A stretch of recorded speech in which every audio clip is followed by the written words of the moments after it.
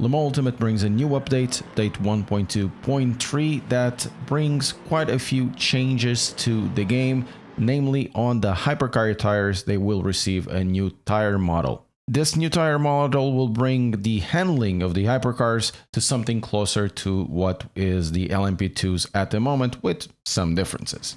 But before going there, a big thank you to all the viewers, members, and subscribers. Without you, this wouldn't be possible. I'm trying to get 100,000 subscribers. You could press that like and subscribe button. That would help a lot. Thank you so much. The first big change is notorious as you go out of the pit, especially here at Spa. The track is at 37 saturated grip, 20 degrees.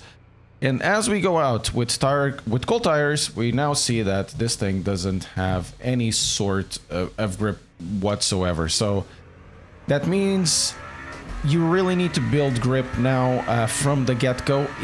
For this specific week, for the daily races, Studio 397 decided that even for the gold races, the Hypercars would come with tire blankets, which does help a lot. We don't have any blankets. Our tires are somewhat cold, and they will take a lap and a half to warm up. It's not too bad. Though, as you can see, if you do not brake with your own tempo in a correct tempo, you're gonna lock. So this is a new set of skills to learn. Maybe a lot of you already have this. For me, it has been quite new. I put in the last few days over 10 hours in this. It was quite interesting to learn these cars. The Toyota for me drives really interesting.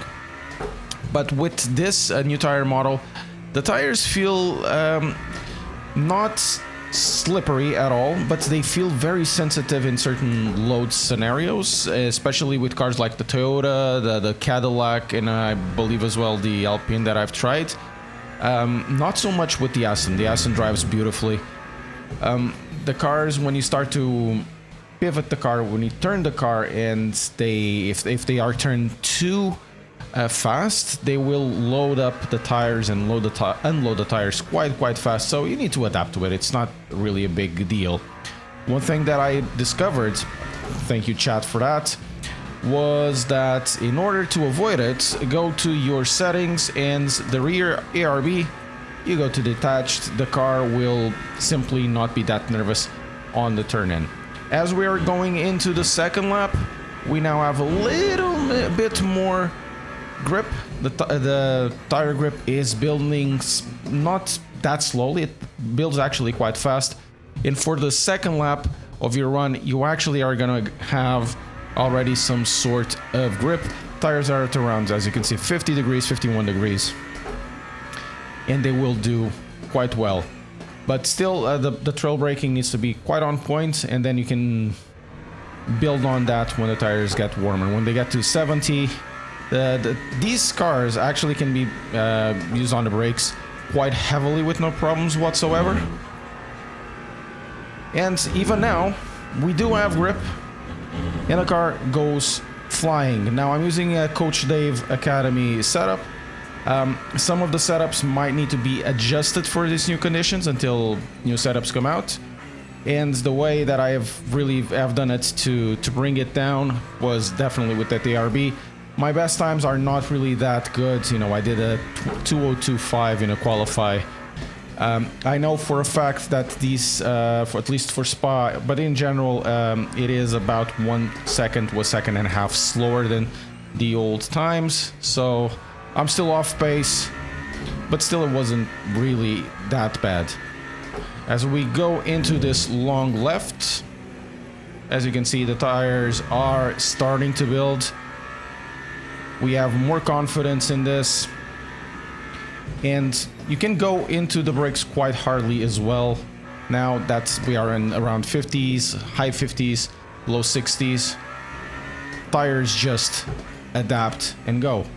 So we got a tire that works in two ways: when it's very cold and when it's warm. And when it's very cold, there's no grip. When it's warm, there's plenty of grip. The tire still allows for rotation. With this update, they specifically mentioned, at least in the communications they got to me, that the wet conditions for the tires, it's still really not on point, and it's probably going to generate a lot of issues with this new tire model. They still have to figure out what they are going to do. And there will be updates to this tire model. And I suppose even for the dry part of the driving of this, there will be more tweaking of this tire model. But compared to the previous version that we had here, where the cars essentially drifted everywhere, this thing is completely night and day. It's very reasonable to drive this. It's actually quite inviting, finally, to drive a car of this type.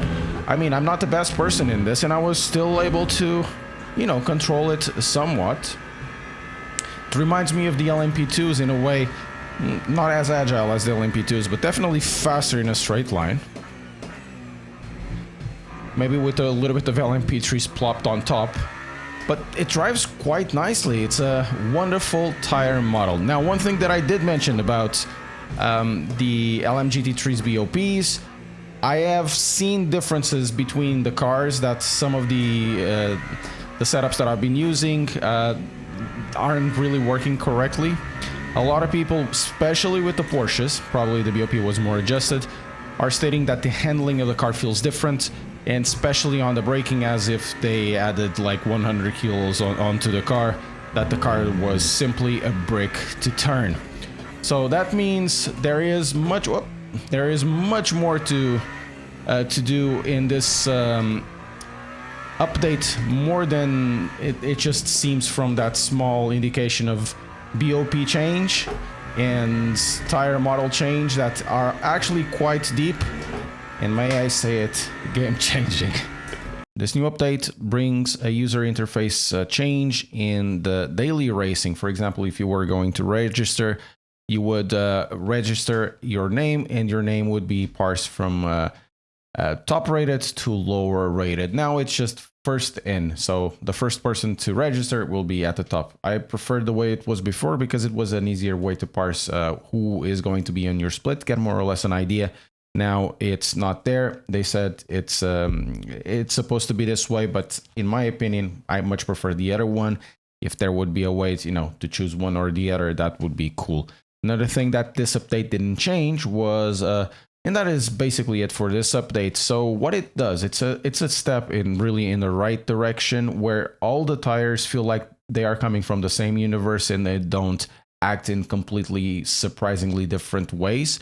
You understand what the tires are doing. The cars still handle it completely different, but you kind of understand there's no very different logics between the way that these tires operate. I enjoy this update. It made, for me, hypercar driving really, really fun, and hopefully I'll be driving more in this in the future. But let me know in the comments what you think of this.